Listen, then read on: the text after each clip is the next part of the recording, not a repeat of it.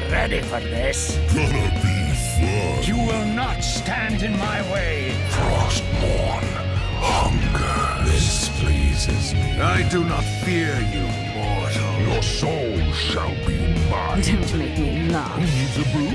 Oh, I do. Feel a shredding, baby. Let the battle begin.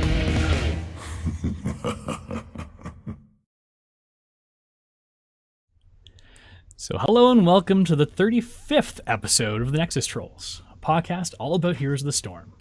So I'm your host, Linus Daz Kilius, and I'm joined today as always by Mystic Shroud. How's it going, Mystic?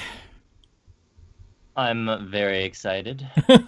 Is there a reason you're very excited today? Might it happen to be the person sandwiched in between the two of us on the VOD? Well, that too. That too. Ouch. Sorry, Zex.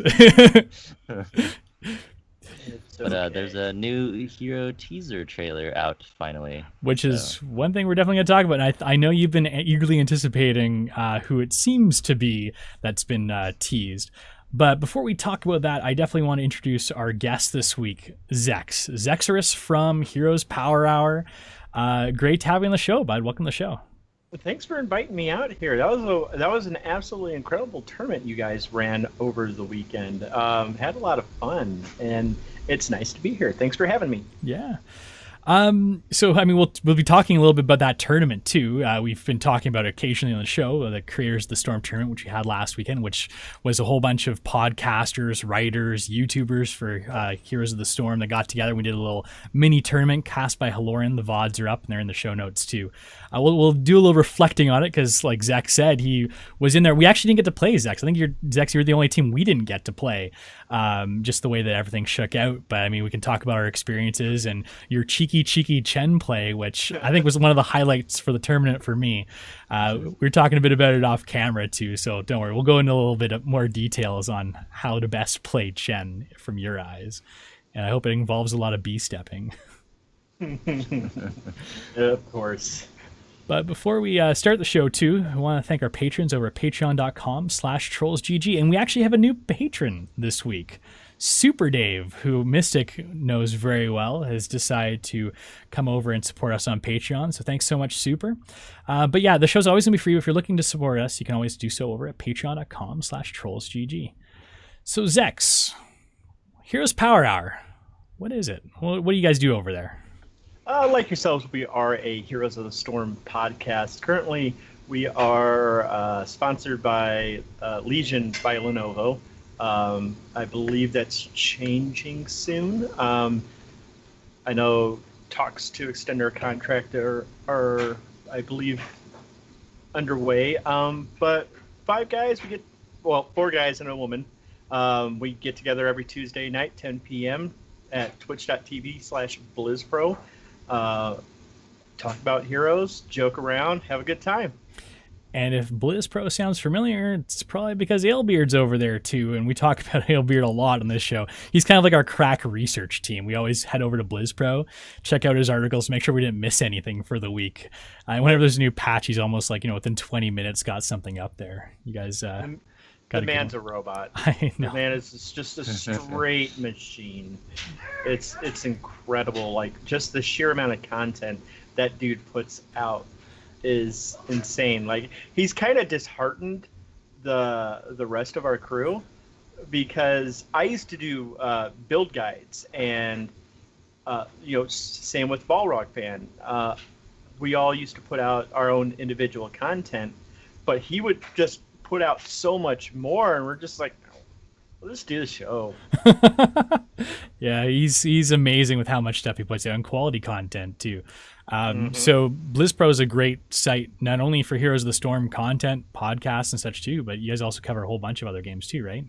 We pretty much cover all Blizzard games. There's I believe Sundays, audio format only. We have a WoW podcast, Arcane Analysis, I believe. Wednesday nights is our West March workshop with the newly rechristened Ninebeard, formerly Nineball, and Leviathan. Let's see, Thursday nights is a Palo podcast, Overwatch. The only thing we don't actually do is a StarCraft podcast. And I believe Monday nights is the Well Met podcast for Hearthstone. You guys are holding out for StarCraft 3, I guess, right? StarCraft dead game. I'm holding out for Warcraft 4. Me too. See, I talked about that last year, and everyone's like, "Oh, Warcraft 4." I'm like, Warcraft 4 would be absolutely amazing. I really hope that is in the pipeline, if nothing else. I doubt we'll hear anything necessarily about it at BlizzCon, but yeah, I think it'd be great to keep that franchise going. That was my first introduction to Blizzard, was Warcraft Orcs and Humans, the original one, back in, I think I was in grade 8 at the time. So yeah, it was an amazing game. You're either my age or older than me then, because that's about when I played Orcs and Humans. Let's see, I'm 35 if I'm doing my math correctly. I am 1 year older than Oh, there you go. So and my estimation might have been off by a year. I do remember like just being so excited, like going to the store the day that Warcraft 2 came out, and I was just blown away by how amazing that game was. And I've actually played that recently too, like good old school LAN parties, getting some friends together and playing some Warcraft 2. It's no Warcraft 3, but still it brings back memories of just like swarming the other team with orcs. So absolutely, it was great. Yeah, I remember Warcraft 2 Battle.net edition dropped, and that was like my must buy. Like I had to have that because all of my friends were playing Warcraft 2. So and us old men over here, Mystic's like, Warcraft 2, they made a Warcraft 2? Hey, when I was younger, I actually had a demo of Warcraft 2 that I played a lot. I originally didn't even play Warcraft 2 on the PC. I played it on the PlayStation 1. Oh, really? How was that interface? I feel like it'd be tough to play on the PlayStation. Kind of janky. Yeah. To be honest, but it worked. It served its purpose. So, are you guys excited for this new event that's coming out? I mean, I guess it started yesterday. The Sun's Out, Guns Out. By the way, best name for an event ever. Yes. Have you guys got any of the skins or anything? Like, what are you looking at there for the Sun's Out, Guns Out event? I need the Tychus. I need the Tychus skin. I need the banana hammock Tychus skin. Yeah, and I've got the shorts. And I've got the pec spray, but I need that banana hammock in my life. Yes. Ironically, too, that's the first thing I crafted. I was a little disappointed to find out. I saw, like, they've got like 10 different tints. Half of them have them in just regular like board shorts. The other half are in like the Speedo style, right? And I was like, I gotta get the Speedo. Looking at it, the board short ones are only 600 shards, I think, whereas the Speedo ones are like the full 2,400 or whatever it is for the legendary. I was like, oh God, Blizzard, you know how to pull at my heartstrings here, bud. I need to see the banana hammock, right? So exactly. I had to pony up for it. And I ended up crafting, good old Tychus. But I mean, going along with all the new skins and everything too, they've got a lot of giveaways that they're doing as well. I don't have a list here, but basically, if you play a game every day, you're entered in to win like a whole bunch of different stuff: skins, loot chests. I think they've got even like full PCs, and even like there's a grand prize for a paid trip to BlizzCon. So check out the link there. It's in the show notes. There's a whole bunch of stuff there you can win, not only like all the skins and stuff too, which are amazing. And Bikini Stitches, I think, is gonna give me nightmares. I don't know about you guys. So, Mystic, what's this about this teaser? Oh, there's Stitches. What's this about Stukov that I'm hearing? Is this am I hearing this right? Am I seeing that right? You're the resident StarCraft 2 nut. All right. Well, Blizzard released a teaser trailer for their next new hero very recently, and it's on their Twitter. It's this clipboard, and then there's a bunch of like purple goop everywhere, and then the Zerg board, or in the clipboard, it says that there's the subject or the experiment can regenerate their limbs very quickly, and that they spread their infestation very, very quickly. So everybody's like, well, infested Zerg, all right, it's got to be Stukov, right? I'm kind of on that train too, although I can also see it being Deathwing? Yes, Deathwing. That makes total sense. Yeah, obviously, yeah. Right, guys? This is a weird trailer for Kel'Thuzad. It's Hodger. Deckard Cain. Yeah. So is it pretty much going to be Stukov? Is just one of those super obvious things? Like, I don't play a ton of StarCraft 2, so I wouldn't catch the references as much. See, I think most likely it's going to be Stukov, but in the back of my mind, I'm thinking, hey, it could be some sort of infested support where they put like infestation on somebody else and then they regenerate health very quickly. I could totally see that being a thing, but I think, like everybody says, it's probably going to be Stukov. Everyone's been asking for Stukov for so long. I feel like it's almost kind of like the no-brainer to come along here. So, I mean, I'm sure we'll probably end up finding it tomorrow, even before this goes live on iTunes. We're probably going to know who it is, given Blizzard's kind of running. Usually it's about 24 hours before they actually announce the hero. They do these teases and such. So, Zach, you think it's Stukov too? I do think it's Stukov. But to expand on Mystic's idea of it being an infused type hero, it could work for a Zagara rework, because I believe the queens in StarCraft 2 have a infuse ability where they give somebody health. So if that was going to happen, it would have happened with Zagara, lending it to be, in my mind, to be more Stukov related. So, and plus the text mentions how the infection is spreading among other units, implying it's an infested Terran of some kind.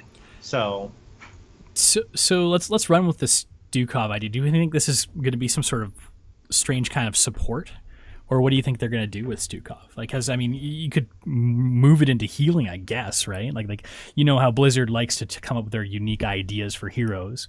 Is this something that you guys think might be happening, or am I just totally off the rails here? I could totally see him having an ability for healing, you know, like spreading out his like regenerative spores or something along those. I could totally see them doing that. Stukov's abilities, mainly in the other games that he's in, is just creating a bunch of units that die very quickly. So that sounds very specialist-esque, right? So. So you guys are on the specialist train. I see, as someone who support mains, typically I just get excited when I hear there might be a new support with a new mechanic around the corner. So I was kind of crossing my fingers for that one. So Zach, you mentioned you've played in Chair League before. The new season's opening up. Are you guys gonna be signing up for it? No, we have issues with Chair League. Basically, we could never get a time that worked. Like, we would plan out our schedule way in advance with Chair League, and it basically never worked. Like, the last season we ended up having to like forfeit 3 games just because the times, like, we would say we can play on this day and this day, and Chair League would go, well, we're not going to give you either one of those. So, but I personally had fun with Chair League. I thought it could have been done better, but for advertising itself as a casual league, like, it did its job. That's where me and Mystic met through Chair League, essentially through like different contacts and such through there. I mean, now they're doing it so that you can actually sign up for either Tuesday or Thursday leagues. There was a little bit of controversy, which we touched on last week, because it's going for the paid for model. I'm not sure if you heard about that, Zex, or not. Yeah, I did. Yeah, $24 per team.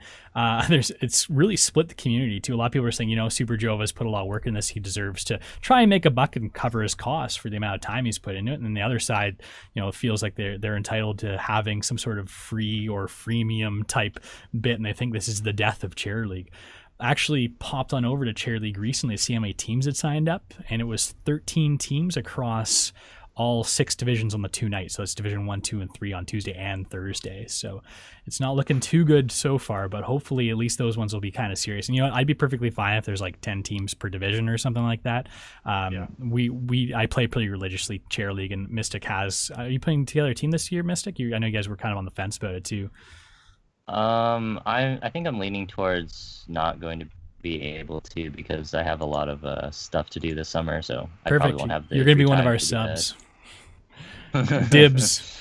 I've got dibs on Mystic. So if you're interested in signing up for Chair League, it's a great amateur esports scene that pretty much anyone can go into, casual to almost pro level. The season starts on the 13th of July, but sign-ups start now, so you can get your team in there. If you don't have a team too, there's lots of ways to try and find a team, to make up a team. That's actually how we found a couple of our players. we only get 3 guys together, and we found the other 2 just through applicants and stuff. So yeah, Cheerleague's a great league. Head over to cheerleague.com and check that out. And Zex, you guys going to BlizzCon? You and all the Heroes Power crew?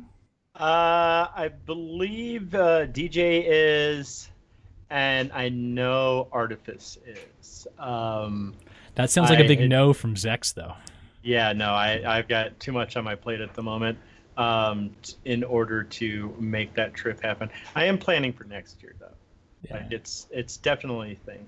I mean, something might happen. Maybe boss man at Blizz Pro is like, hey, go to BlizzCon. Okay, you got to twist my arm about it.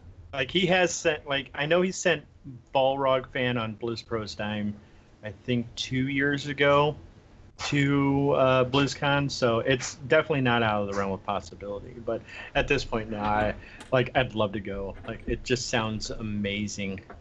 Because Here's they're the gonna plan. You do the Suns Out Guns Out event. One of the rewards is actually a BlizzCon ticket. Just win that. There you go. Just win that, right? I got to play a whole bunch of heroes now. Have you been to BlizzCon in the past? I've actually never been, so I'm pretty excited for this to be my first time. To be perfectly honest, I had zero interest in BlizzCon until I started playing Heroes. Yeah. And And it's like, okay, this is like, my interest was primarily going to the international for Dota.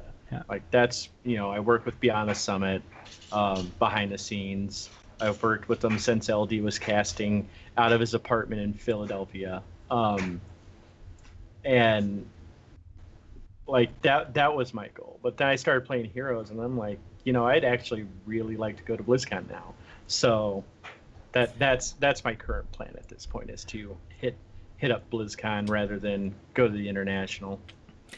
Yeah, I had absolutely no interest to go to BlizzCon either until Heroes sparked my interest as well. Like I used to play Hearthstone, which I haven't played probably in about a year now, which ironically was the gateway drug into Heroes because it was on the launch. I was like, oh, what's this Heroes thing going on here? Tried it, never looked back. But I mean, I remember, BlizzCon 2014, I kind of watched a little bit of the Hearthstone there, but yeah, as soon as I got the Heroes bug, I was like, you know what, I got to make this happen. Talked to the wife. I started out having a trip planned with the family. They're going to go to Disney World, and I was going to go to the convention. Then she was like, "So you mean I got to go to Disney World, Disneyland, whatever one is called, right across the road, with the kids by myself?" And I was like, "Well, yes, and I'll be at the convention." She's like, "That doesn't sound like a vacation to me. Why don't we just go to like the one in Florida later on?" So we planned a trip in January for the one in Florida, and I get to go by myself. Well, by myself, as in with Liquid and Mystic. So pretty stoked. Okay, guys, you want to talk about Creators of the Storm a little bit? So that's the tournament we had last weekend. There's the VODs are up. You can check out Horan's YouTube page. We'll have the link in the show notes as well. You can also head over to creatorsofthestorm.com. We've got the VODs up there too that you can check out. Like I said before, it's a Heroes of the Storm tournament, and all the participants were podcasters, writers, YouTubers. We had 4 teams together, and we did a kind of like a single elimination tournament with a consolation final, so 4 rounds total. Zex had a team with Heroes Power Hour. Me and Mystic were paired up with the guys over at Weekly Blizz and Liquid, obviously. And I want to give a little shout out to Lords of the Realm. That's Lords of the Storm, TBK Zord, who was the captain of the team, Rose, Matt Coffin, and Hargon from Lords of Exodar, and Ro from Realm Maintenance for beating us in the finals thoroughly in a reverse draft in the second game of the best of 3. They stomped us in that one, Mystic. Your Genji couldn't save us because they wouldn't give you Genji. They gave you Alderac instead. After what happened in the first round, I don't think they'd give me Genji. And just a note too, for those of you who are wondering, we did beat Gankbush in round 1, so they lost the bet. So they're going to be reading a script, which I just finished writing recently on their next show. So definitely tune into that. I think they post their shows on Fridays, just to catch the little bit that I have written for them. And we get to keep our pants on too, because that was part of the bet. But thankfully, we get to do this show with pants on. I'm sure Zex is pretty happy. So Zex, what do you think about the event? Like you didn't really probably have too much of an idea of what to expect, I guess, going in, because we've never done this before. Did it meet your expectations, exceed them? Like what did you think about Creators of the Storm? It actually exceeded all of my expectations. Like when you approached me originally about the idea, I was planning my own podcast tournament, and which is kind of on hold right now.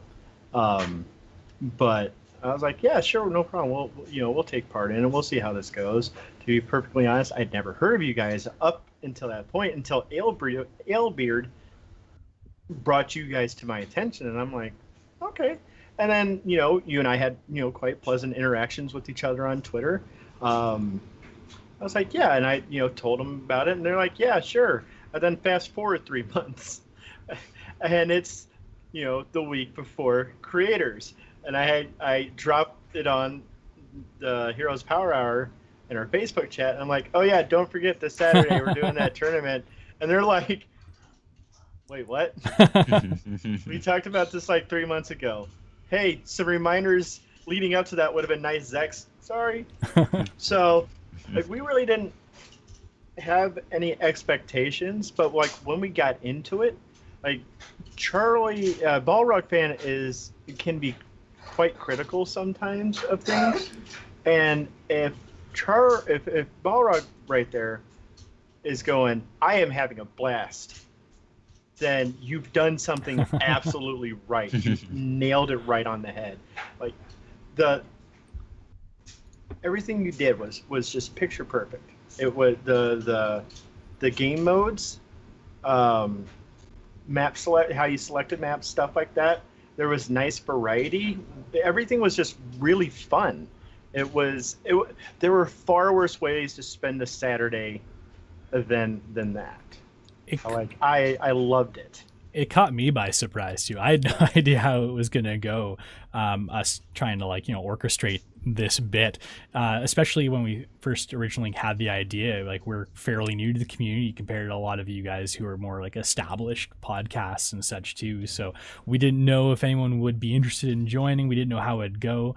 We lucked out in getting Haloran to agree to cast it, which was amazing too. He did such a good job. I've watched most of the VOD too. I mean, we had a bunch of cool game modes, which, like you said, worked out really well. We had a good variety of maps. We spun for the maps and spun for the game modes, and we don't think we got many duplicates in the maps. I mean, we did get some duplicates in the game modes, but we only had so many. Did you guys have like a favorite game mode? Mystic, did you have one that you liked particularly, either to watch or to play?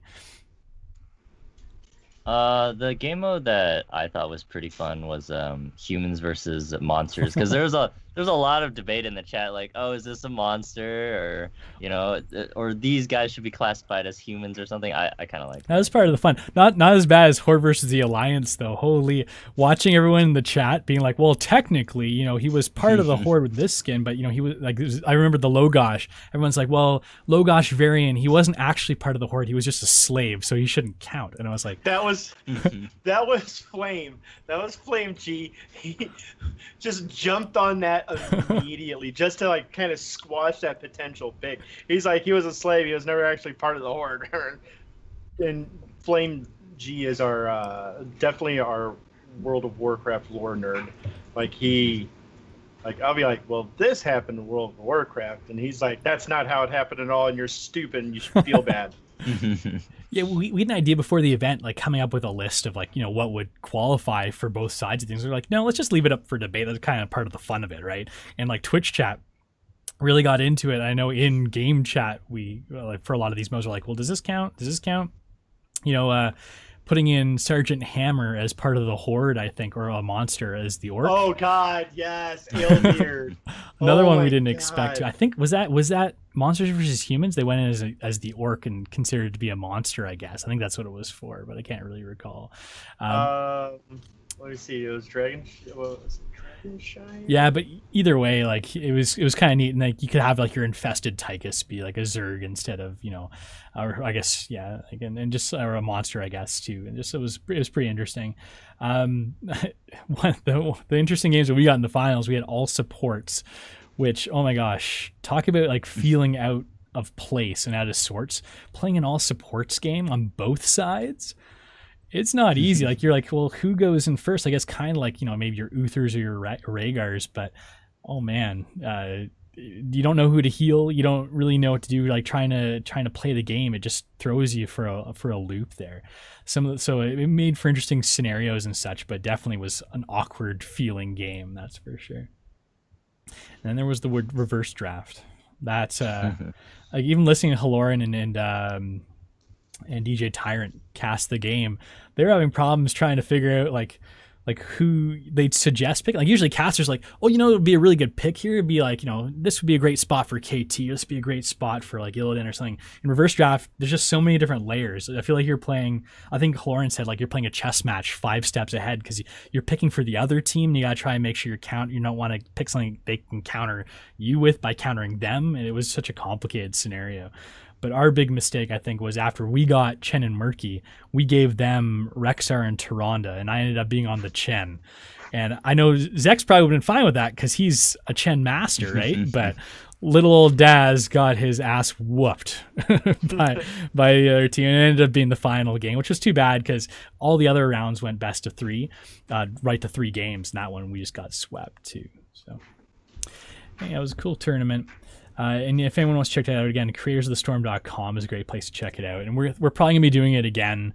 It seemed like the general feedback, everyone wanted to do it a couple times a year. So we'll probably be doing one post BlizzCon. I don't know, maybe January timeframe, maybe December or something too. Another interesting little thing we're going to be doing for the next few weeks. You might remember Try Hard for Good, a little event that Blizzard put on when they released Heroes 2.0. They had the League of Legends pros come over and get coached by, Chew8 and Dunk Train and such. And they threw them in. They had no experience in the game. They learned the game, and they tried to make it up to Grandmaster for charity. We're doing a similar event, but not for charity and not with anyone famous. We're taking people that have never played the game before. We're going to throw them into it and try and take them through, coach them, and see how they end up placing and just kind of go through the experience with them. We're going to start next Tuesday at noon. I'm going to be coaching my buddy Juice, and we'll see how he does. He's a really good first-person shooter type, but he's never played even a MOBA before, so we'll see how this goes. We'll bring him onto the show afterwards, maybe a few weeks down the road after he's had the coaching session to see how that goes. And Mystic and Liquid will both be having their noobs to coach as well, and we'll see. Maybe we'll have a little side bet to see who can get theirs to place higher. So keep tuned on our channel, twitch.tv/trollsgg for that, and we'll have VODs and everything up. Again, that's Tuesday at noon Eastern Standard Time starting next week. So Liquid would usually come in here and do his esports corner, but Liquid's not here. I was talking to Mystic about, we're looking at Liquid's notes, and we're like, it's like reading Chinese. Well, at least for me, it's like reading Chinese. Maybe Mystic, I can actually read Chinese. I don't know. But trying to go through it, it's just gibberish. I'm like, I can't make heads or tails of this. I didn't get to watch any esports last week because we were participating in the tournament as well. So maybe what we'll do is, because Liquid's also canceled his esports show after this, Troll and HGC. So next week we'll do a recap of this week and next week's, and he can kind of go over all that stuff. But we also did have a balance patch this week, which we want to talk about. And there's a little bit here that's pretty interesting. A lot of stuff's probably expected too. So Mystic, you played a mean Genji. Halloran commented on it during Creators of the Storm, how awesome your Genji was. I was trying to support you as Rhaegar, and I thought you were dead because I didn't see you anywhere. Then I look up on the mini-map, you're like 4 screens over, 4v1ing the whole team, and somehow carrying us to victory. It was pretty amazing. So the first person on the docket for a bit of a nerf, I guess, was Genji. Do you want to take us through what changes we got to Genji today? All right, so the first nerf to Genji was level 4 talent, Shuriken Mastery. So what it did was, for every Shuriken that you hit, then it would increase the damage on your Shuriken, and then it would give you some bonus damage after you completed the quest. Now, his Shuriken are very versatile. They go pretty far, they're really fast, and they hit in a wide cone. So it's really hard to dodge it. Anyway, so Blizzard is like, all right, so for how much mobility he has, we got to bring down his damage. And I believe this is a just nerf, because he did have quite a bit of damage for how much mobility he had, and this tones it down a little bit. Second change we have is the Dragon Claw, I'd like to say buff here. So the damage required to activate it, because how this talent works is, once you take it, you use your deflect and you block a certain amount of damage, and then you can activate the talent for some damage around you. Now they're bringing up the damage a little bit, and they're making it so you have to block less damage to charge it up all the way. So what this essentially does is a little bit more talent diversity. They're nerfing the best talent, in my opinion, the best talent, and then they're bringing up a talent that isn't picked as much. All right, and then next here we have the level 7 dodge passive, and I'm sure a lot of people know what dodge already does. It makes it so that an auto attack misses every couple of seconds or so, but they're bringing up the charges, or the cooldown of the charges. So you get charges every so often, and they're increasing the cooldown on that, so you won't get as many charges. And I think this is okay, because it did get quite a few charges for how little time that you actually had to spend. It was 8 seconds, and now that's been tuned up to 12 seconds. And it kind of felt bad for the other team, where you'd finally catch up to that Genji, you get a couple auto attacks in only to see dodged, and then he would just like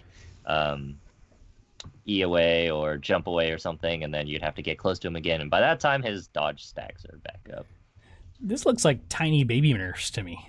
Like I know Genji in the esports scene has been, top dog, almost first pick, first ban worthy all the time. You see so much Genji and Nubarak. I mean, I guess they're on a patch before us, but still, like, do you think this is gonna have any effect on that at all? Because, I mean, all I really see here is the big difference is a little bit of bonus damage, like not even that much on Shuriken Mastery, and like, a little bit of a change to the dodge passive. I think the dodge passive is a lot bigger. The Shuriken Mastery quest is, yeah, I'd like to say it's not as big of a nerf. Well, like over time, a lot of shurikens, you can definitely feel it, but yeah, I don't think this is enough. I think Blizzard is just trying to like slowly tiptoe their way around these nerfs, because Genji's a hero where they didn't really like want to break him. They just want to like bring down his power, because he does have that high skill ceiling. So if you tone him down too much, like even if you're a master at Genji, then you do just as much as like any other hero, which kind of feels bad, I think. So Chen eats Genji for breakfast, Zex. Are you gonna be annoyed when you see Genji still, or like what do you think about these Genji nerfs? I'm okay with these. These are kind of needed, if I'm honest. The Shuriken Mastery was kind of absurd with its versatility. Dragonclaw, I am actually in agreement with Mystic Shroud. It's highly underrated. It's a pretty good talent, especially for team fights and stuff like that. But yeah, the dodge passive was definitely needed. That was just kind of too strong in what it brought to the table. So yeah, these nerfs and buffs make good sense. It'll open up his talent diversity a little bit, which should lead to some more interesting builds. Yeah, it's funny. I remember when Genji first came out, and we'd had the conversation about Dragonclaw. We thought that was going to be a strong talent just because you get the extra damage button, which typically is your bone spear on Zul and such too. Anytime you get that extra damage button, it can be really useful, especially when you're a character like Genji, jumping in the backline, doing as much burst as you can, and getting out of dodge. Well, I guess Genji's still going to be as annoying to me as he has been over the past few weeks and such too. Hopefully, if you do come across a Mystic Shroud in game, be careful, because he's awfully good at that Genji. Now, speaking of oppressive characters, Malthael has had a really high win rate since his release. Now, he's had quite a bit of changes to him today that just got released. I think these were fairly expected. I wonder if they've gone far enough or if they went too far. So first off, Tormented Souls, his ultimate, that I think is the superior one, but I still see people take last rites quite often. The cooldown's been increased from 80 seconds to 100 seconds. Do you guys, like, for some reason, I feel like last rites is a trap talent. Do you guys feel that too? It just feels like the wrong choice in almost every situation.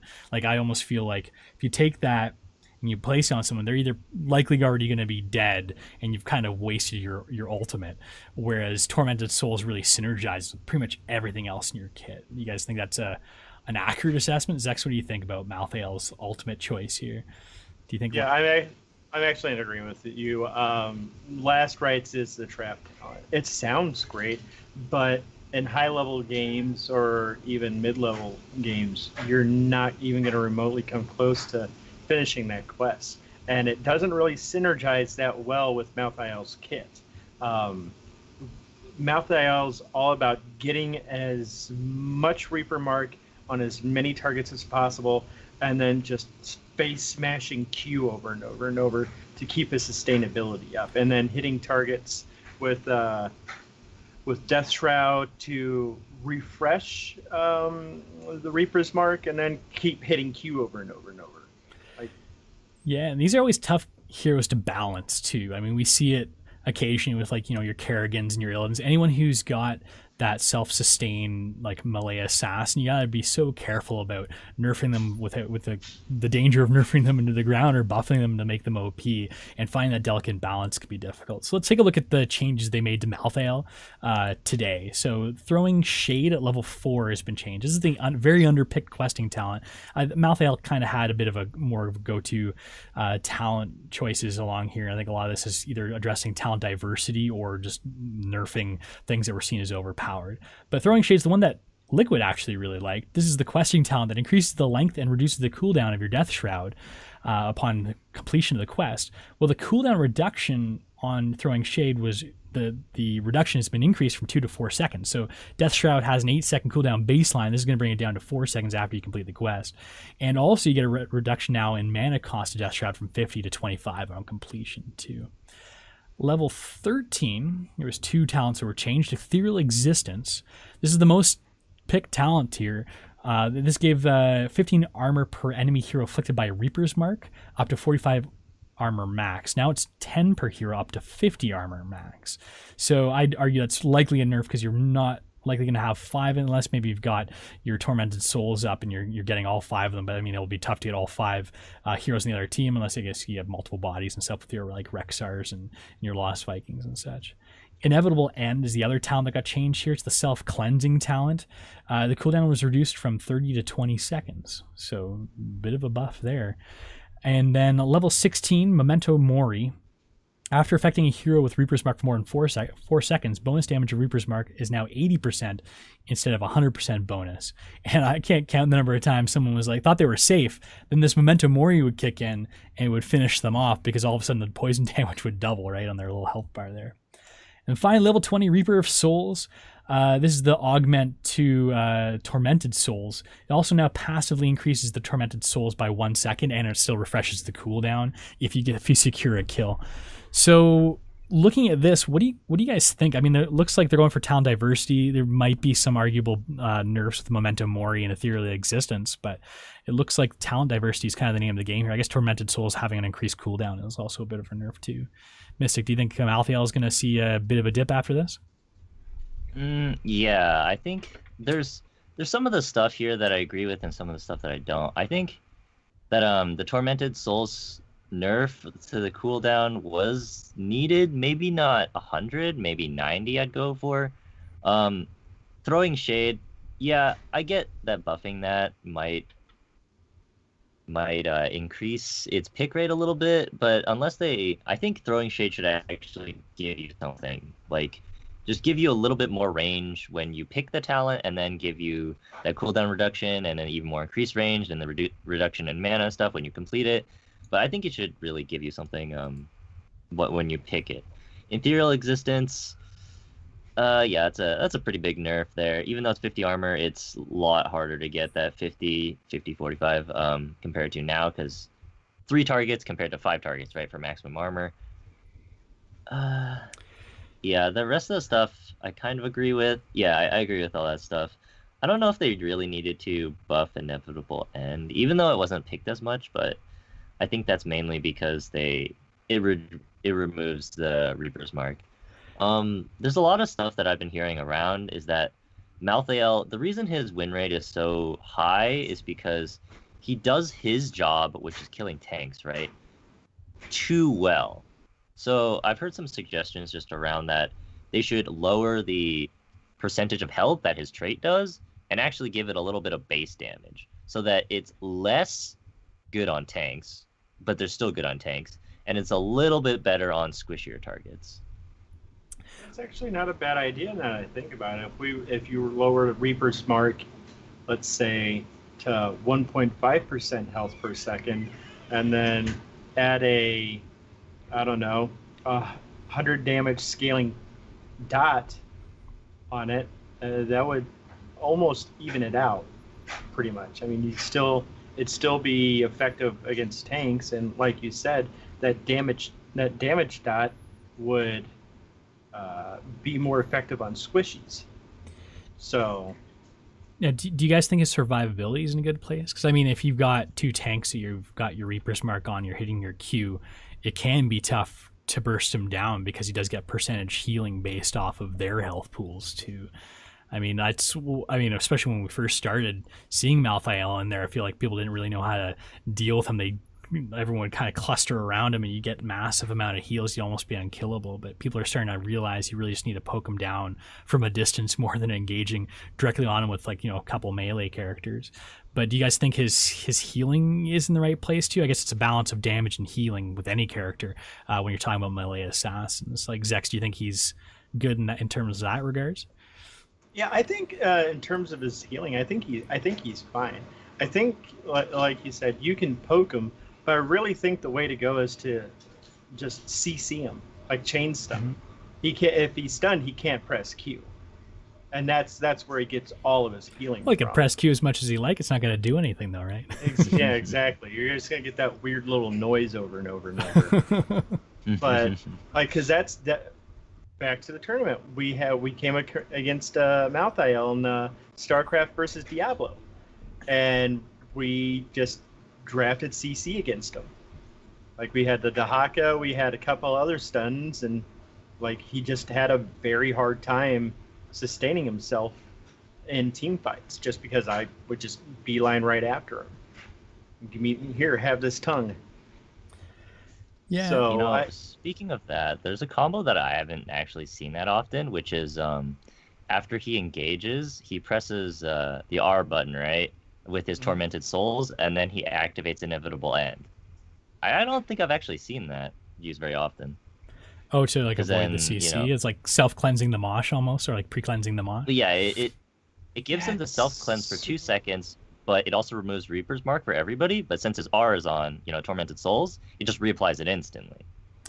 That's so smart. I never even thought of that. Jeez. I haven't actually seen that combo very often, which I was kind of wondering why. I'm looking at Inevitable End's pick rate. This is probably why, 2.6%, surprisingly enough. I guess the problem with Inevitable End is it doesn't get you out of the stuns. You have to anticipate them, which makes it a little bit more difficult. But I mean, on a 20-second cooldown, that's good to go in, and maybe it's not so hard to anticipate the stuns when you're in the middle of everything too, right? True. Very true. Yeah. Well, that's the changes to Malthael there. I wouldn't be surprised if we see small tweaks, over the coming weeks and the next patches that would come along the way, as well as Blizzard gets more data in about that character and everyone learns how to play around him. So Thrall also got a rework recently and didn't treat him too well on Hot Slugs, 46%. So Blizzard came around and decided to buff some of his lesser pick talents, including his Frostwolf Resilience heal has been buffed back up a little bit again. It was nerfed, if you remember, when in his rework because of some of his changes to his basic abilities and such. But now it's been brought back up from 210 to 223. So a small little buff there, but still self-healing has been one of Thrall's issues, I think, with his recent rework. Just going over his updates here. Level 1, Rolling Thunder. That's the good oldie there. If you threw out the thunder, you hit the targets with a basic attack, you get some mana back. Well, that mana back, you're going to get a little bit more than you used to. About 20% more mana from 10 to 12 per target hit. Level 4, Feral Resilience. This is a talent, and I actually went into try mode just to check to make sure how this worked properly. So this talent grants 2 charges of block when rooting a hero. Now it actually also will grant 3 stacks of Frostwolf Resilience, so that goes towards your healing proc. Now, no, this is something I wasn't sure. This is why I went into try mode. It's per hero hit, and I didn't even know this worked for the block as well. But if you root 2 or 3 heroes with your W, you'll actually get 6 charges of block if you hit 3, and then you'll get 9 stacks of Frostwolf Resilience as well. So this, I remember looking at this and being like, maybe this isn't the greatest form a block because it relies on a skill shot, and it also resets too if you throw out your W again.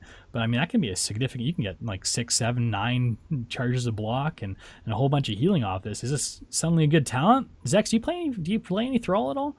I do have Thrall mastered, so yeah, he's one of my go-to when I'm forced onto the melee assassin role. Yeah, that sounds amazing. Yeah, it sounds pretty cool. I mean, it's up against the talent, the questing talent, where you've got to hit 7 heroes without missing one to, like, you know, have your cooldown on your wolves. But this is pretty tempting, to say the least, to get that extra heals, because if you hit 3 or 4 heroes, like, you're getting a couple free heals there for your Frostwolf Resilience. I mean, that's pretty powerful, and blocks a lot of damage mitigation too. Even in the solo lane, I mean, just getting, you don't even have to follow up on it. You just got to poke him with a chain lightning, and you've got heal right there. So that's really good, in my opinion. I'm gonna mess around with that. Yeah, I think so too. I used to love playing Thrall a lot. I haven't played him much in the past few months, just since he fell out of the meta. But he was my go-to, even in like last Chair League season 2, as like my go-to melee assassin. So level 13, Spirit Shield. This is just spell shield on a 45-second cooldown.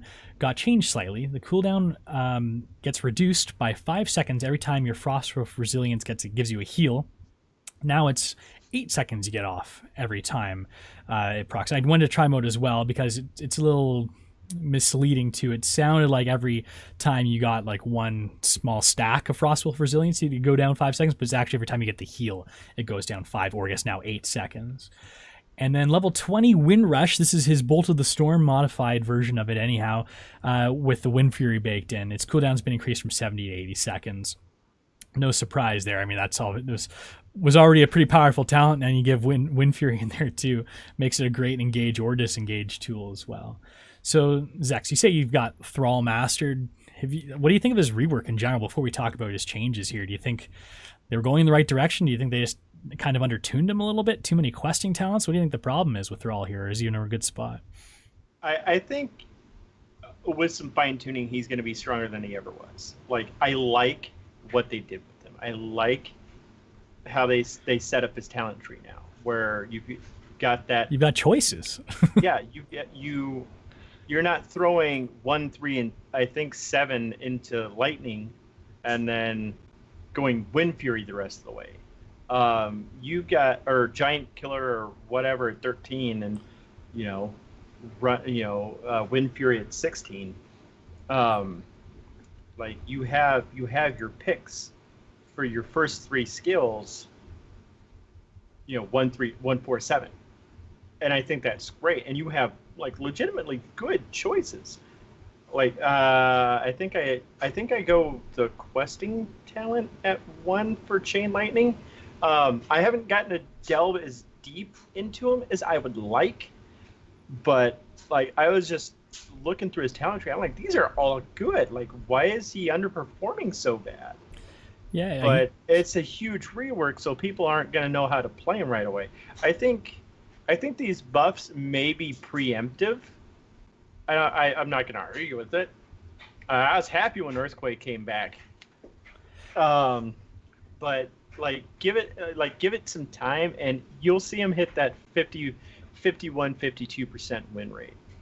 That's where I'd like to see him back at too. I miss my Thrall, and I think giving him a little extra healing definitely helps, especially more ways to proc it too, with his new level 4 bit granting 3 stacks of resilience per hero hit too. So we'll have to see how Thrall shakes out here. But yeah, melee assassins, I think, have been getting the short end of the stick recently. You haven't seen too many of them in the meta, except for maybe your Malthaels. So Zeratul, actually, I guess this is another exception to that melee assassin rule. Zeratul has always been in the meta. So recently on Reddit, I can't remember who it was, they showed a bit of a tutorial for like an insane damage combo. And I mean, it's kind of hard to pull off, but if you practice, you can get pretty good at it. They've nerfed it a little bit by nerfing Sentence to Death, which is a talent. I think this is a level 16 talent. I forgot to put in the notes here. But the bonus damage while enemies have Singularity Spike on them would typically get increased by 50%. Now it's been reduced to 40% bonus damage. Zeratul is pretty powerful in general and a great carry type hero. I know Mystic can play Zeratul a bit. What do you think about Zeratul in general, Mystic? I think that this is a big nerf to his damage because I'd like to say almost everybody took this talent because it was just like a 50% increase in damage, right? Because the bomb is super fast and it's really hard to dodge if the Zeratul knows how to aim. And if you think about it, then this is essentially just reducing all of Zeratul's damage by that 10% there, right? So this will. Can you explain to me one thing? Because I'm a little bit of a Zeratul noob because I don't play too much Zeratul at all. Like to me, I'm looking at this like, what do you get off during the Singularity Spike? I'm guessing you get that bonus damage on the spike and maybe a couple auto attacks. Like, is this really that much of a nerf? Just taking down 10% off that, or am I missing something? Okay, so think about it this way: if you use your Sentence to Death, right, the Singularity Spike. And then you have that one talent, I think it's at 4, where it's a combo slash or something. So it powers up your auto attack after you use a spell. So after you've used your Singularity Spike, that's a spell. And so you auto attack, not only do you get the bonus damage from the combo slash, but that it's increased by what I guess used to be 50%. So after you do that, while it's still on them, then you can Q, which also has increased damage. Yeah. You auto again because the Singularity Spike is still on them, and that also has increased damage. So if you keep going down the rabbit hole, eventually that is just a lot of combo slash plus a lot of spell damage right there, and that just adds up to an insane amount of damage. Yeah, I can't complain. Black Magic on our cheer league squad's been mastering Zeratul, and he could pretty much like take down a fall stat from 100 to 0 just with the combo post 16. So I guess maybe it does need to be nerfed if there's not much counterplay to something like that. You play much Zeratul, Zex? Nope. No. He is not my forte. I feel like our hero pools must be fairly similar. I feel like as we've been talking today, I'm like, you like your Chen, you like your Thrall. You're pretty much like, it seems like be along the same lines of the heroes that you love as me. And Zeratul's one I've never been able to get a good handle on, that's for sure. No, we have 2 competent Zeratul players in P Flame and a friend of the show, Digitality Knight, and I simply bow to superior talent, and I'm pretty much a tank main. So the real reason we brought you on today is to get some insider information for the next creators of the Storm tournament, so we know what to ban out. So ban Zeratul, eh? Alright, so Zul'jin got a small change as well to Guillotine. So the base damage on Guillotine was increased from 210 to 350. Which might seem like a lot, but the bonus damage that you get for being at lower health was decreased from 500% at the very bottom to 300% at the very bottom. So I did the math on it quickly, and this basically, if you're at 1 health, say, or like as low as you can get, the damage is the equivalent like of the 2 here. It hasn't changed at all. But what this does is it increases Guillotine's damage when you're at high health, so it gives a bit more reliable damage output. So I mean, Guillotine isn't taking that much compared to Taz Dingo, so I guess maybe that kind of levels off the amount of damage you can get there. Maybe more people will pick it. And I can see a good combo coming out here too. With, I remember when Zul'jin came out, Mystic was really high on this level 20 talent in Snare, the activatable ability that no one ever takes. You can throw a net to root an enemy, and the range has been increased by over 20%, and the cooldown has been reduced from 60 to 45%, and the duration of the root has gone from 2 to 3 seconds. So this might make for a nice Guillotine combo there. Do you see any potential here, Mystic? Oh, I definitely do. If you're now that it does actually good base damage instead of just having the Guillotine come down and tickling you. Yeah, well, I guess rooting someone still makes that Guillotine nice and easy to hit. Man, does it ever feel bad when you whiff on your Guillotine? It's like Ragnaros' ult too, if you take a Sulfurous Smash or whatever it's called. Oh man, does that ever feel bad if you whiff on those guys? Okay, Medivh got a very slight change as well to a talent that I don't think I've ever seen anybody ever take. Raven Familiar on level 7. This is when you put a portal out, you go through the portal, lo and behold, a little Raven swoops down your next person or next target you auto attack, and they changed it so that instead of just going to any target you auto attack, it goes to only to heroes. I didn't even know that was a thing. I didn't know that it used to work the other way. I assumed it would have only worked on heroes. But for whatever reason, maybe it was a bug and they decided to fix it. But I saw Medivh on the patch notes at the very beginning of the summary. I got kind of excited. I was wondering what they're going to do to Medivh because I've been playing a lot of Medivh recently. But this is lackluster to say the least. Probius Pylon Overcharge no longer gives Pylons bonus health. Sorry, Probius players out there. They're no longer be as tanky as they used to be. I haven't seen much Probius, to be honest, in any games.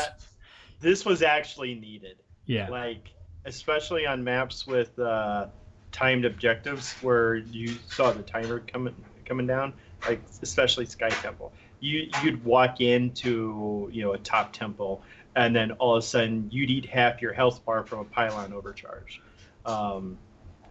But with this, it makes it it's no less annoying to play against a Probius, but it's a little more manageable because those pylons no longer have that extra health, so you can burst them down quickly as needed. Yeah, it was a significant amount of health too, and those got pretty tanky post 10. But yeah, I'm not surprised. But yeah, Probius can be annoying to play against, especially if you're playing against a competent Probius. So Brightwing got an interesting change. I wasn't expecting this one in the slightest. Pixie Dust, her E talent, her E ability got changed. So now it only grants move speed bonus for 3 seconds instead of 4. And it doesn't grant block anymore. Instead, it only gives 20 spell armor for 3 seconds. So you get the spell armor instead of the block. I guess it's not as much of an Illidan counter as it used to be. And then level 13, Shield Dust talent, this is what used to up the spell armor to 40. Now it also adds 50 physical armor for the duration of the Pixie Dust. What do you guys think about this? I mean, I've played a lot of Brightwing in my day. I feel like this is going to be a big adjustment to like when you not only take Brightwing, but how you play her too. We had Charlie and I, Balrog fan. I'm just gonna call him Charlie from here on out. Sure. He's our support player, and he actually really likes this change. He thinks the Shield Dust at 13 is gonna be a huge boon. Because I think at 16 you can take. I think 16 is Bouncy Dust. Yep. So you'll be granting 2 targets 50 physical armor and 30 spell armor, for the duration of it. And that's, late game fights, that's actually really valuable. That's a Guardian of Ancient Kings on somebody now, just by pressing E on them. So he really likes this talent. He's a big fan of Brightwing anyways. So yeah, I feel like this almost makes it like a must-have talent on level 13, which to me seems, I mean, it was already the top pick talent by far at 51.3%. I'm just checking out hot slogs now compared to all the rest of them. Like, this seems to make it almost that much more necessary. Like 50 physical armor for 3 seconds, that's pretty huge. And the bonus to spell armor. I mean, like, there might be a case for taking ice block if they got a hard dive comp and you're having problems, but this seems like it's a big power spike for Brightwing at 13. And it's going to be kind of wrecking, I guess, the talent diversity of that talent tier too. But still, I think I'm still not sure why they made this change. I thought Brightwing, I mean, maybe Brightwing needs a little bit of help in some departments, but to me it seemed like something that I wasn't expecting. But I guess they're trying to make healers a bit more specialized, and I guess this is one way to do it as well. Speaking of healer changes, we got changed to Lucio as well.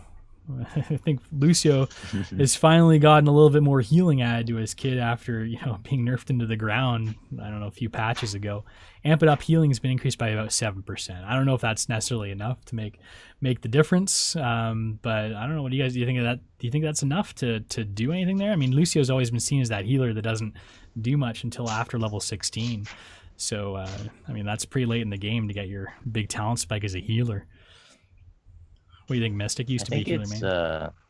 Yeah, I think it's pretty good, honestly, because they did reduce his base healing, right? And then his win rate kind of tanked a little bit, but this will help him to get to that 16, right? Because until 16, his healing is like mediocre, but now it's a little bit better. So As far as up the frequency goes, I mean, you had that one Dr. Daz's science lab, right?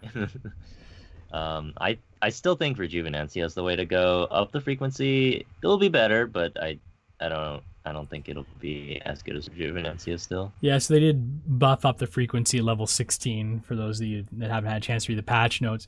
Auto attacks, and obviously he's got quite a few of them pumping out, have now reduced amp it up by 0.45 seconds, up from 0.35. Tassadar got some changes as well. Surprise, surprise. That guy gets touched pretty much every patch, it seems. He got his plasma shield lifesteal down from 45 to 40%. Talk about a roller coaster. And kind of paired with that too, Kaidarine Resonance. Kyle's Embrace at level 4. Lifesteal has been reduced from 90 to 75% too. That's a bit of a shame that they've got to put that down, but I mean, Tassadar's been a pretty powerful hero recently. And then at level 1, the most frequently changed talent award goes to Kaidarine Resonance. That's the globe questing talent. They can't seem to figure out what to do with this talent. The first reward now gives a 20% bonus shield up from 15. The second reward too gives 40% bonus shield up from 30. But have they ever changed that one? And Templar's Will, the go-to on level 1, is an auto attack damage bonus questing talent. The damage bonus has been reduced from 150 to 125%. That tickle beam that turned into like a pretty dangerous beam, I guess, has been nerfed a little bit again. So what do you guys think about Tassadar? Like, I mean, I feel like in most play, like, he's very strong in terms of damage and such too, but what kind of comps do you pick him in? Because he obviously can't solo support. You pick him with an off healer, or where do you put him? I gotta talk about this. I know so you do. Tassadar, after Blizzard changed him to, the ridiculous, hey, here's 90% lifesteal, Blizzard realized, hey, wait a second. So when you fight against a Tassadar, right, he puts on a shield. Not only do you have to break through his shield, but he has innate lifesteal, or he has the lifesteal on his shield. So if he's like, let's just say half health, with that beam, the laser, then he's just gonna heal up almost his entire health bar if he's attacking you. Not only that, but you remember way back in the day where they made it so his auto attack slows. So not only do you have to get through the slow, you have to get through the shield, and then even if you hurt his health bar, he just gets it back up with the lifesteal. And it's not like he's gonna run out of mana that frequently, because he can always back away when he needs to. And when he gets into real big trouble, he just presses the E button, or he uses his shift, and then he's just completely scot-free. So he had just way too many tools at his disposal, and freaking this nerfing him, I feel like, was really needed. Yeah, no, this is absolutely needed. We played with Bacon, who was in Creators of the Storm, last night. We played a game, and the running joke of the night was, I'm playing Tassadar because he's the best assassin in the game right now. And it was. I was cranking out 60,000 hero damage games with very minimal effort, just because of how easy Templar's Will is to finish. Like, I am consistently getting Templar's Will done before level 7. Like, I think the fastest I got it was 3.5 minutes one game. So, and then the other team had a Tychus who learned the hard way that you're not going to duel a Tassadar who finished his Templar's Will quest and is past level 4. You can't win, because he would dash up on me. I would shield, start hitting him, and drop the Psionic Storm at my feet, and he would sit there and take all that damage. And then he tried to, interrupt me, grenade, whatever. By that time, oh look, I have another shield. You don't have that anymore. So, I solo killed him in lane about 4 times. Yeah, I mean, it's deceptive. Disgusting. For sure. Going toe-to-toe, you see him on low health, and you're like, nope, I'm back up to full again, because I was just auto-attacking him with my shield up. I even had nightmares about the stim drone Tassadar with Bloodlust that we encountered in Creators of the Storm. Oh my lord. Can you talk about damage? I missed that. Bloodlust? So the Archon. stim drone actually... Yeah. Oh, Archon? Archon, Stim Droned, and Bloodlusted. Oh my lord, you should see that thing go. It's got like Tracer level auto attacks, just chunking you down. Yeah, but the running joke was I play a very selfish Tassadar. Like I kept saying, shields are for me, not for you. Mm-hmm. Like if you're in trouble, you're on your own. So we'd have to play double support because I kept playing like that all night. And then I'd go Force Wall instead of, Archon for more damage. So which confused everybody. Which I feel like is a fine way to play Tassadar too, because like you said, you're kind of like an assassin all of a sudden. It is your self-sustain. I mean, your Valas might wonder why you're not giving them shields, but in uncoordinated environments especially, half the time they don't know what to do when you put a shield on them. They're running away. You're like, no, that's where you go back in and get all your life back, right? Whereas you put on yourself, you know what you're supposed to be doing and you can count on yourself. So we ran across a Illidan, Tassadar, Zarya comp, and we could not kill the Illidan at all. Like, we had him down to, it had to have been single digits at one point, and he got a Tassadar shield, and full health right away. And we all just sat there after that game and seriously considered uninstalling at that point. Like, that's how tilted we were. Yeah, Tassadar needed a change, and surprise, surprise, they went after the lifesteal, which is pretty much the obvious one. Like 90%. I remember seeing that come out in the patch, and so I thought it was a misprint. 90% lifesteal at level 4? Are you kidding me? But now bring that down to 75% still seems pretty powerful. I remember seeing his auto attack rework when they changed it to the B. I'm like, that can't be right. What? And then watching it in action is like, oh, that's what they were doing. They just can't figure out what to do with Tassadar. Maybe this will be the spot for him. Who knows? Uther got on a very expected nerf. We've been seeing him picked and banned a lot in pro play especially. So level 1, Hammer of the Lightbringer. The cooldown reduction per basic attack of Hammer of Justice is increased from 1 to 1.5 seconds if you take that. Missy, do you ever take this talent? I mean, it's pretty much always his W talent that everyone takes level 1. The name of it eludes me, but where you've got the questing talent that gives you the extra second on your armor that you give out for your healing. Do you think there's any reason to take Hammer of the Lightbringer? I actually went into a game just before the show and tried it out. I can't make an argument for it over Wave Light, to be honest with you. It's a very specific build. Like when you take Hammer of the Lightbringer, you basically go E build, in which case you also take Pursuit of Justice, and you also take Well Met, and you just run around super fast, just like hammering as many people as you can and reducing their damage. That is about it. It seems like such a strange playstyle to me too, like running around trying to like pull off those stuns and reduce the damage, but still, I mean, I guess maybe if you've got another healer there with you and you can be more of like a supplemental healer, but the armor that you get from like Wave of Light, the additional second as well as the mana refund just seems so strong. I don't know, it just seems like it's hard to make a case for an E build for Uther at this point.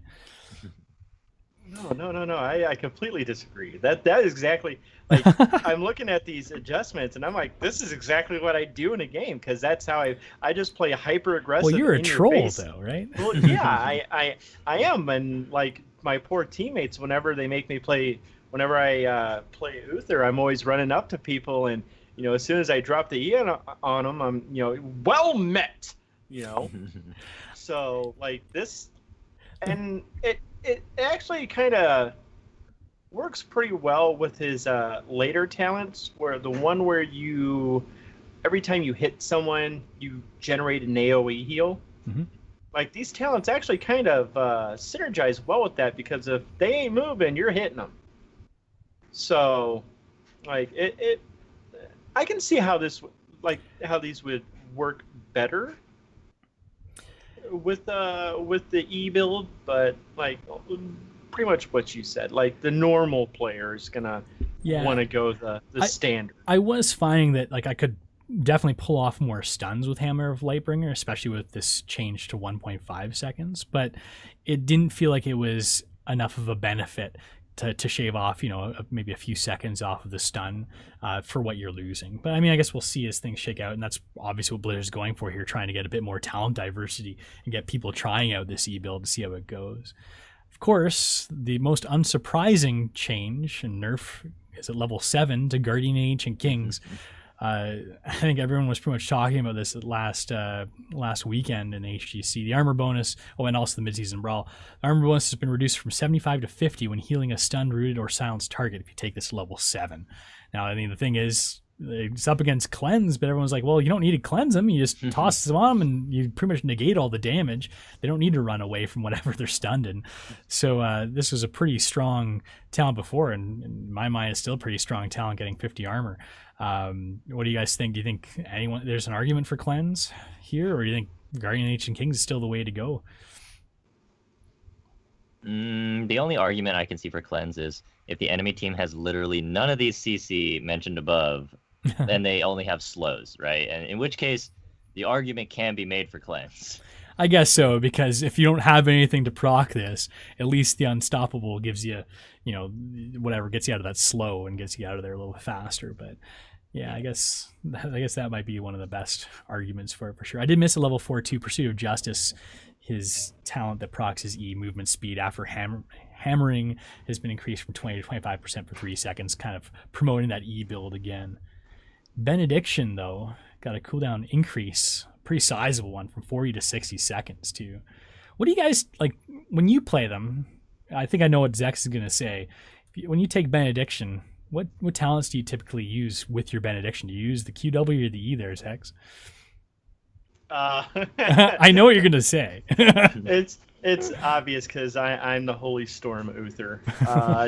Hitting triple stun combos is just so incredibly satisfying. Oh yeah, I like that too.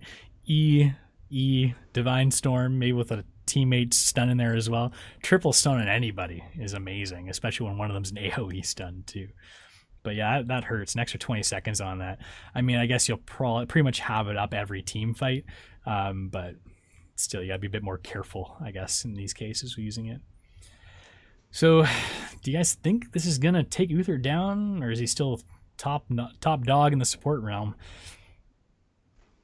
Yeah, really the only two nerfs here. I mean, they were small. I mean, I don't know if you call them small or not. The Guardian of Ancient Kings and the Benediction nerf. The other two are just more talent diversity changes here. So I expect we'll see a lot of Uther still in the Nexus and still be the top support. Maybe this is just a little baby step downwards, but still I expect to see more nerfs in the future for our Lightbringer. Dehaka got some changes. Missy, you want to take us through these? Because I know you play a lot of Dehaka. All right, let's see. So Dehaka's first change, basic attack damage reduced by approximately 5%, which is, all right, yeah, you're taking down his damage a little bit. Here's the big change here. Brush Stalker, his mount ability where he stalks to a brush across the map. It's his global. Cooldown increased from 50 to 60 seconds. Now it's up to a minute. Now, granted, I think his global was, I'd like to say, in a good spot, because that's his thing. It was 50 seconds. They increased it to 60 seconds. Now you got to think a little bit more about using it, because since it's 60 seconds, right? It's almost basically an ultimate at this point, running across the map. And when you use it, that means the enemy team now has a 60-second window, which is actually quite a long time, to do whatever they need across the map or something. So that's pretty huge. Level 13. Ferocious Stalker, the 25% spell armor while you're using your W, or while Brush Stalker is active, actually. You now also increase the damage taken by Darkstorm by 40% while the movement speed is active. This one, I mean, I'd say it's a good damage boost, but there are other good talents on that tree. Let's see. Yeah, what else is it up against here on 13? Let's take that's what I'm wondering. Primal Rage and Primal Swarm. Primal Swarm being the biggest one. Oh, Darkstorm lowers enemies' armor. That's a pretty huge one there, right? Obviously, if you're the tank, lowering everyone's armor in your Darkstorm is pretty powerful. Now, the question is, now, because I'm a huge fan of the 13 change. Like, I usually take the armor reduction, but this one makes me think, will I get more out of my Dark Swarm with this damage buff on top of it, or will I do more damage via teammates with the armor reduction. Yeah, because you essentially get 65% damage from Dark Swarm with this. Right. And this also actually synergizes incredibly well with Symbiosis. Where the every time you hit a level hero... 1? Level No, 7. that's 7. The cooldown reduction on Dark Swarm every time it hits an enemy. And, if you're on 2 enemies, especially on some of these maps where there's brushes nearby, if you're going enhanced agility at 1, you run in, you run out of that bush real quick, you've got another 5 seconds of bonus damage on your Dark Swarm. So I actually think you're right. I think this actually opens up a build path for Dahaka, which would be AoEW build, where you come out of a bush and you completely just like destroy an enemy team just by pressing the W button over and over as you run through them. Yeah, because Dahaka is, he's one of my favorite heroes. Like he was for the longest time. I was like, Dahaka win, because I was such a fan of him in StarCraft 2. Like when the StarCraft event started, I was like, give me Dahaka, I want him now. And the previous year before that, I'd still been hollering for Dahaka, and so like I've spent a lot of time with him. He's one of my comfort heroes. But yeah, the basic attack damage is whatever. You're not really using Dahaka that much for the basic attack, anyways. You're using him for his CC, his AOE, and his ability to dodge damage, and his global presence. So, I mean, I'm with you. The Brushstalker hurts. The Brushstalker nerf definitely hurts, but it's not as bad as you think. You've got to kind of plan around it at that point. So, to be good on Dahaka, you're going to have to be aware of your map objective timers. Like after one finishes, you got to know when that next one's about to pop up and everything like that, so you can make sure that your Brushstalker, your Brushstalker's off cooldown. So if your team needs you, you can jump to that area. So yeah, there's nothing worse than a Dahaka being like, I'll be there in 15 seconds, guys, once my Brushstalker comes off cooldown. I'm constantly alt pinging my my cooldown. Yeah. Like this is what I can get here, stuff like that. So, because that's such an important facet of his gameplay is, that global presence. If you're not needed at, let's say, a Cursed Hollow tribute, might as well go push, the opposite lane. Mm-hmm.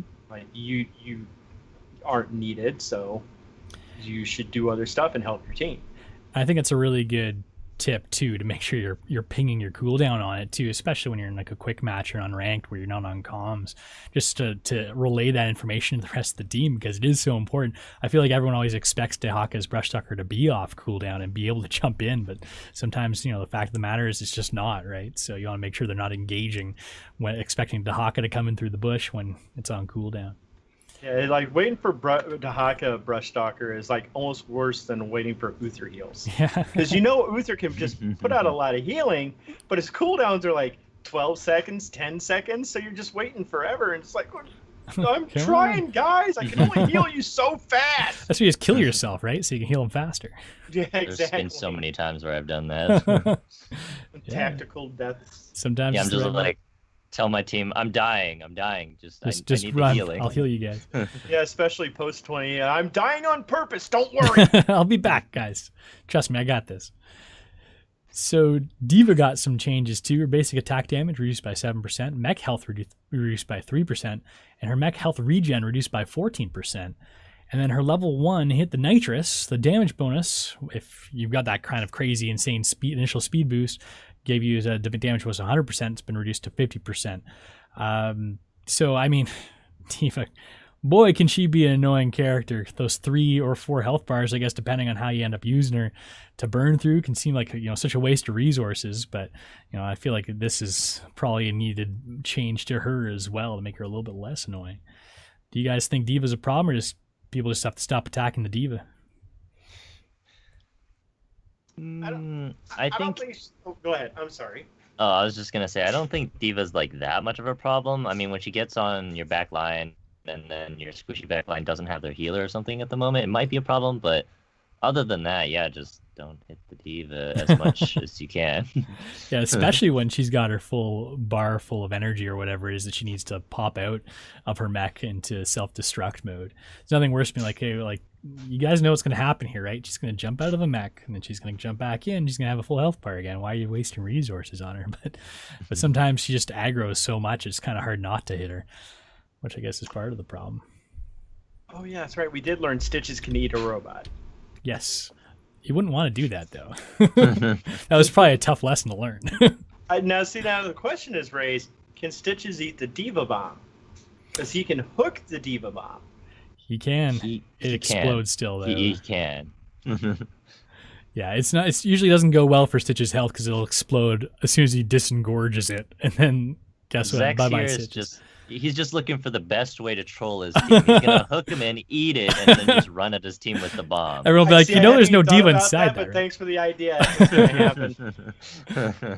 That'd be an awesome one to see. So Mystic, we've gone through the patch notes here. Let's see if I can keep up this bumper. As people might remember from last week, my soundboard was acting up. So let's try this one here. It's time for Mystic's Shakedown.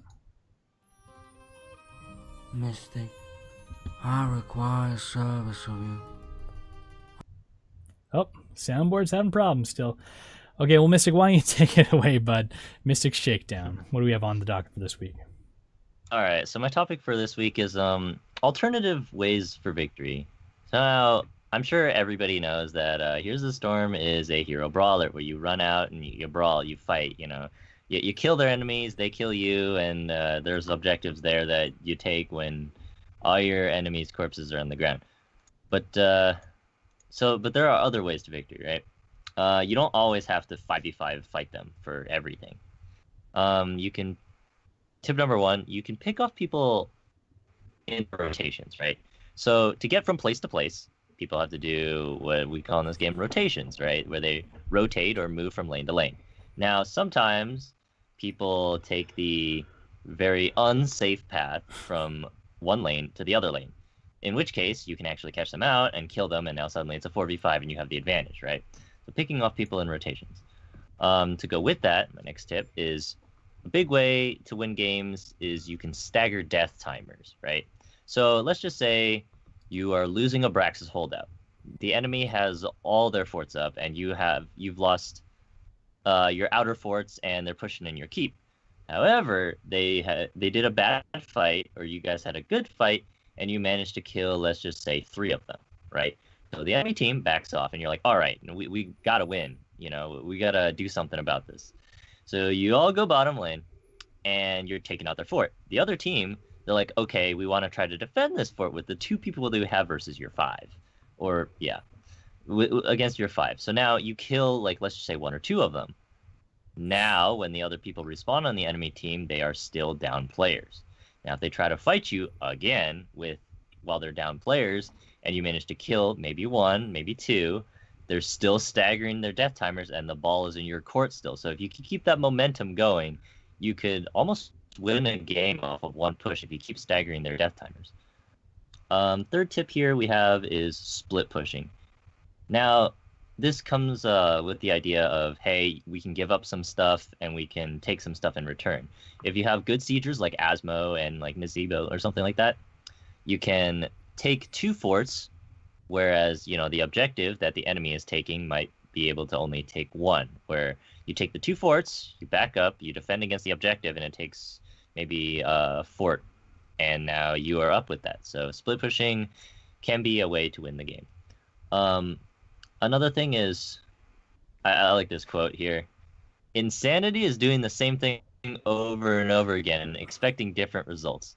Now, take from that what you will. But what I'm trying to get at here is, if you try the same tactic over and over and it's clearly not working, whether due to, hey, your team's not good enough to try this tactic, or your team comp's not suited for team fighting, then you might want to try and change it up. Because if you just keep throwing your face against the wall and it's clearly not working like 3 or 4 times, right, eventually you're going to lose the game. So one thing that bugs the hell out of me is one thing you mentioned there too. you lose the team fight, and then you see them like 5-manning down a fort, and you feel the need to throw a little bit of poke out there for whatever reason, put yourself in harm's way. Just, it's okay to give up those forts and sometimes the keeps too, to make sure you don't get those staggered death timers. I feel like it's just, human nature to want to go and just do something, but sometimes the right move in defense is just to do nothing and just stay alive and wait for the rest of your team to res. Nothing worse than having that, gung-ho guy go in and think he can save the day when really he's just going to die. Okay, so next segment is Dr. Daz's Science Lab. Dare I try the bumper again? I think I shall. Welcome to Dr. Daz's Science Lab. Oh, went off without a hitch. Perfect. So for Dr. Daz's Science Lab this week, this is going to be the long con, as Mystic put it when I mentioned I was going to do this. So what I'm doing this season, I'm going to try a little experiment. I'm going to take the season off of solo ranked play. I'm going to see how it affects my next season's placements too. Going over to Hot Sogs, looking at my MMR, I know it's not true MMR or anything, but on Hot Sogs, my MMR in unranked and quick match is significantly higher than that in ranked play, and my team league MMR is actually higher as well. So I figured, maybe if I take a season off, I do my placements again. I want to see what happens, because I remember Blizzard saying, several patches ago that what they do is for every season of rank play, if you didn't do rank play that season, they'll take your MMR from a different game mode. So I want to see how this affects my placement. So I'll report back a few months from now. Again, this is the long con to see how this turns out. Sex, do you like Hero League at all? I found it to be an awfully salty place, and I've avoided it thoroughly ever since the duo queue situation got removed, whatever it was, a couple seasons back. I got mega tilted at Hero League this last season because I ended the previous season Gold 2. I go 7-3 in my placements. 2 seasons ago, I ended Gold 2. I do my placements last season, towards the end. I go 7-3. I land in Gold 2. the exact same amount of points needed to get to the promo match, no less. So what was the point of placements, right? That was exactly my thought. I'm like, because I was queuing in because I ended first season plat 2, and then so when they readjusted the Hero League ranks, I don't think I should have fallen out of plat as hard as I did. So I got really tilted with that. Like, there was a whole 20-minute segment on the show where I was just went off. It can be frustrating though when you come into the new season, you get placed. Just the number of games it takes to grind back up is frustrating at times. But that's not what bugs me so much about Hero League as the insane amount of salt that you can find there, and people just turning on each other. It just doesn't feel fun. I don't feel like I need to come in and play just to watch everyone turn, not necessarily even on me, but just on some poor person who's not a pro. They're just trying their damn hardest. I mean, people make mistakes, and everyone's natural reaction is to defend their actions, even if they probably shouldn't be, just accepting the fact they made a bad play. But just seeing the tilt and seeing all that saltiness just makes me want to play, QM on ranked, or even just going with Team League with friends and do that. So I've avoided it thoroughly, but I want to see what this does for me, because what I was saying is my MMR in quick match and unranked is much higher than that in Hero League. So I want to see, after taking a season off, if that changes anything with the placements, because their formula for placements, hell if I know how it works. And obviously you're in the same boat too, Zach. Having 7-3 placements, you think you go up at least a little bit from season to season, right? I don't think anyone would expect you to go up to diamond or anything, but maybe a level or two, because it feels like that's your opportunity to make a quick jump is in those placements. And that's why I always felt they were kind of to adjust you a little bit for maybe a misplacement the prior season. Now, Mystic, obviously, as we all know, is very well documented. He does his places in Diamond 3 and just calls it a day. Have you finished your placements for the season yet, Mystic? I have not yet. I will do that when I have the time. Liquid really wants you to try and grind it out to see if you can get up to Master or Grandmaster, and I'm pretty confident you could. I'd like to see you versus Bacon, maybe have a little side bet or something to see who can get higher up in the rankings one season. That'd be pretty interesting, I think. So next week we're going to do our HOTS debate. Round number 7, I'm going to be taking on Liquid. We don't have a debate topic yet, and we don't have any punishments lined up yet, but we're taking suggestions, so feel free to send those along. You tweet us or send us email at podcast@thenexustrolls.com or thenexustrolls@trolls.gg. But I think that's about it for the show this week. We hit our hour and 30 like I promised Zex it would be, so this looks like a good place to sign off. So thanks everybody for listening to the Nexus Trolls, a Heroes of the Storm podcast. We stream this live on Twitch channel, twitch.tv/trollsgg every week, Wednesdays at 7:30 p.m. Eastern, 4:30 p.m. Pacific. So Zex, if people need to find you online, where can they find you? You can find me on Twitter at the name below. You can find me Tuesday nights with the Heroes Power Hour, 10 p.m. Eastern at twitch.tv/BlizzPro. I am an affiliated Twitch streamer, so I have my channel at twitch.tv/Zexorus Heroes, which oddly I don't really stream that much Heroes. I usually do Phantasy Star 4 speedruns. Really? And yeah, I am the 0% world record holder and currently third place for any percent with like just under 3.5 hours. How'd you get into speedrunning, by the way? That always seems like a very perfected art for anyone, and it requires a lot of dedication and time. To be perfectly honest, I wanted to be able to sit down and play Phantasy Star for start to finish before my kid would get home from school. That is literally the only reason I wanted to be able to sit down, play that game in a single sitting, and enjoy it. And because I already know all the story, because that was the most played game when I was a kid. So, I was like, well, I'll learn, maybe there's some notes or something. If not, I can just figure out how to do this on my own. And thankfully, there were notes from a former world record holder, which were very, very thorough on what to do and stuff like that. And so I just went through like that, and yeah, it was just a fun little thing to do, and it netted me some viewers and stuff. And yeah. I also have been on the Final Fantasy 14 player versus player grind.